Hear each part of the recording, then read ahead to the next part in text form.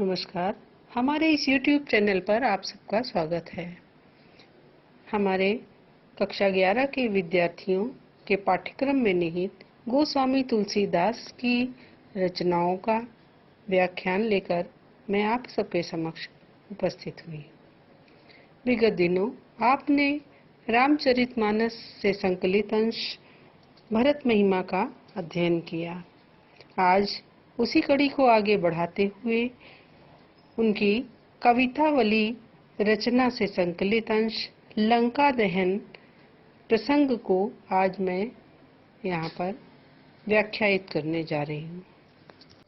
लंका दहन प्रसंग में श्री राम के अनन्य भक्त हनुमान जी के द्वारा राक्षस नगरी लंका के जलाए जाने का बड़ा ही सजीव और चित्रात्मक वर्णन प्रस्तुत किया गया है। आइए आनंद लेते हैं लंका नगरी जो राक्षसों की नगरी है उसके दहन का और हनुमान जी की महानता का। बालधि विशाल विकराल ज्वाल जाल मानो लंक लीलिबे को काल रस न पसारी है।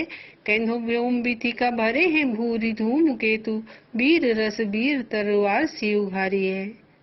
बहुत सुंदर अनुप्रास। प्रस्तुत अवतरण में हनुमान जी की विशाल पूंछ में आग लगाए जाने का बड़ा ही रोचक वर्णन प्रस्तुत किया गया है। कवि कहता है, बालधि विशाल विकराल।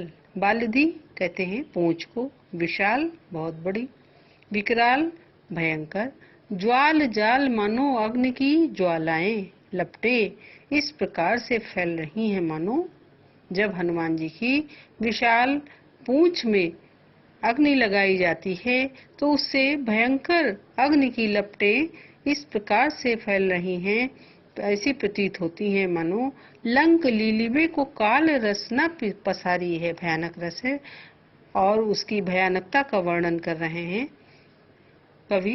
कहते हैं लंक लीलिबे को काल रस न पसारी, ऐसा लगता है मानो पूरी लंका नगरी को निगल जाने के लिए काल रसना पसारी है। काल ने अर्थात मृत्यु ने अपनी जिह्वा को फैला दिया है। हनुमान जी की विशाल पूंछ में अग्नि लगते ही भयंकर अग्नि की ज्वालाएं फूट पड़ी और ऐसा लगा कि अब मृत्यु की विभीषिका आ गई है। कैंधो व्योम बीथिका भरे हैं भूरि धूम केतु वीर रस वीर तलवार सी उघारी है। उस समय जो विकराल दृश्य उपस्थित हुआ उसका वर्णन करते हुए कवि कहते हैं कि कैंधो व्योम बीथिका भरे हैं भूर धूम केतु, अथवा ऐसा लगता है मानो व्योम बीथिका, व्योम आकाश को कहते हैं, बीथिका का अर्थ है गली, आकाश रूपी गली में भरे हैं भूर धूम केतु, मानो बहुत सारे धूमकेतु निकल आए हों। धूमकेतु पुच्छल तारे। इस तरह से आकाश मार्ग अग्नि की लपटों से जलता हुआ प्रतीत होने लगा मानो आकाश मार्ग की गली में, आकाश रूपी गली में बहुत सारे पुच्छल तारे निकल आए हों। वीर रस वीर तलवार सी उघारी है, अथवा ऐसा प्रतीत होता है, संदेह अलंकार है, तरह तरह के संदेह व्यक्त कर रहे हैं उस विकराल विभीषिका को देख करके कि वीर रस वीर तलवार सी उघारी है, मानो वीर रस स्वयं वीरता से परिपूर्ण होकर के तलवार सी उघारी नंगी तलवार लेकर के उपस्थित हो गया हो।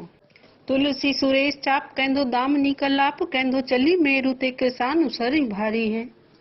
तुलसी सुरेश चाप, तुलसीदास जी कहते हैं कि उस समय जो भीषण दृश्य उपस्थित हुआ उसे देखकर ऐसा लगता है तुलसी सुरेश चाप मानो सुरेश, सुरेश कहते हैं इंद्र को, चाप धनुष मानो इंद्र धनुष हो।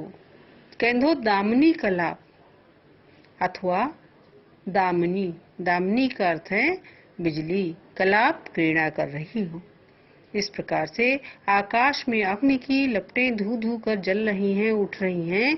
ऐसा लगता है मानो इंद्रधनुष बहुत सारे निकल आए हों अथवा आकाश में बिजली क्रीड़ाएं करने लगी हो।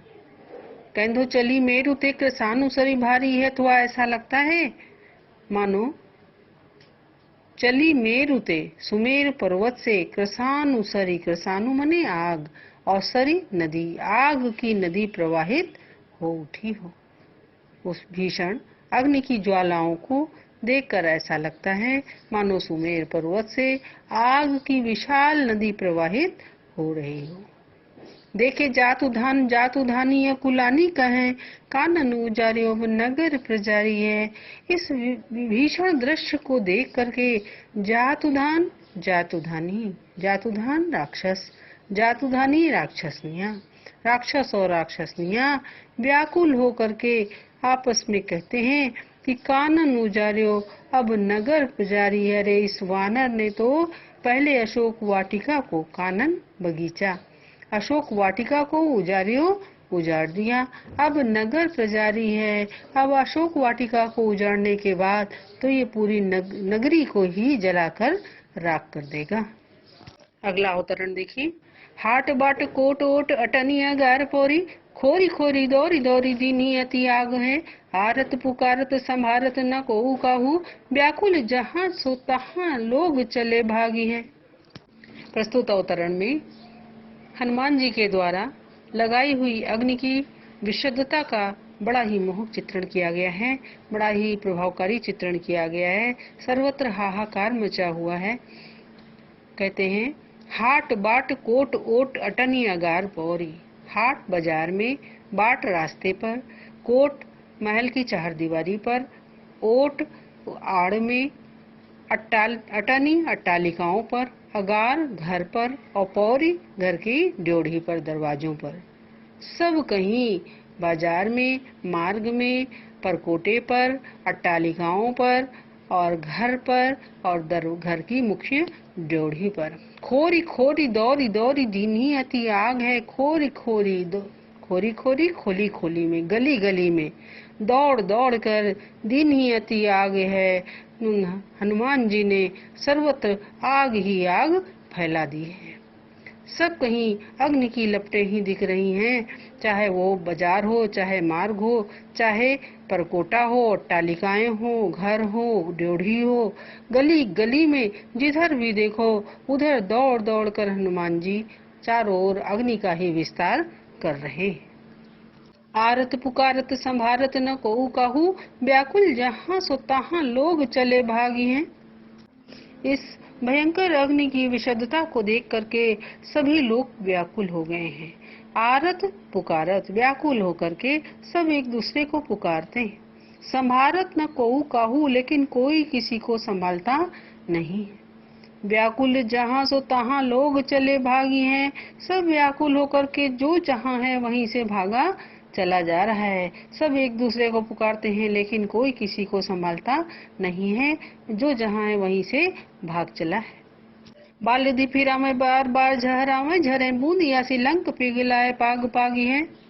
बालदी फिरावे बार बार झहरावे झरे, बालदी पूंछ फिरावे घुमाते हैं बार बार, और हनुमान जी वो पूंछ जो अग्नि की लपटों से पूरी तरह से भरी हुई है, उस पूंछ को बार बार घुमाते हैं, झहरावे और झाड़ते हैं। फिर झरे बूंदिया सी उनकी उस पूंछ से इस प्रकार से आग की चिंगारियां झड़ती हैं जैसे बूंदी टपक रही हो। बूंदिया सी लंक पिघलाई पाग पागी, जैसे बूंदी झाड़ी जाती है उसी तरह से उनकी उस विशाल पूंछ से आग की चिंगारियां गिरती हैं।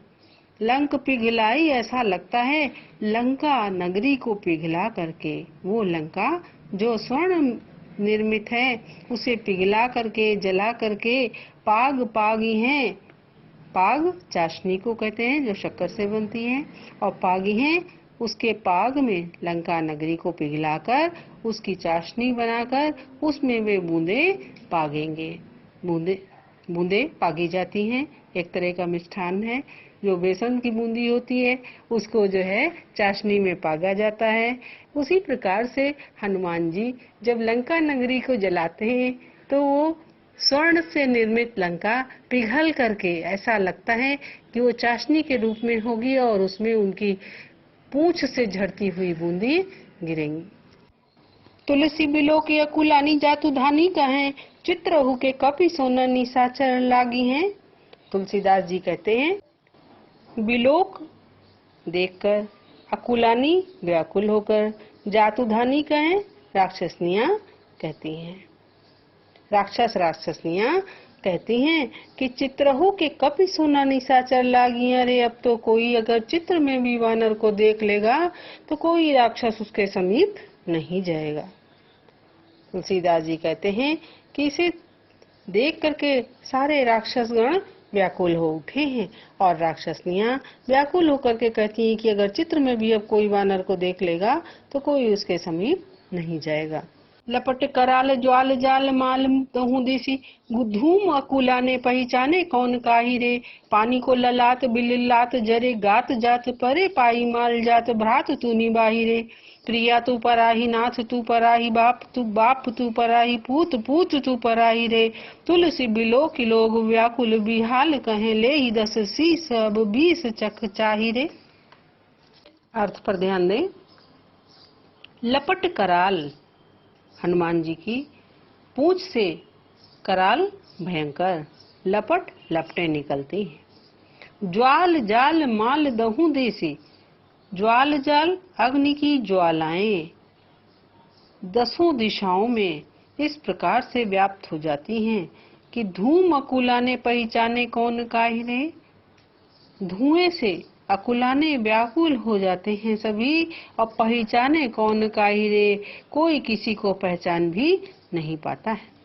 हनुमान जी की विशाल पूंछ में जब अग्नि जलाई जाती है तो उससे भयंकर लपटें उठने लगती हैं। 10 दिशाओं को वो जला करके भस्म कर देते हैं और इस प्रकार से उन अग्नि की ज्वालाओं से धुआं जो निकलता है उसके कारण सभी व्याकुल हो उठते हैं और कोई किसी को पहचान भी नहीं पाता है। पानी को ललात बिल्लात जरे गात जात परे पाई माल जात भ्रात तू निबाही रे।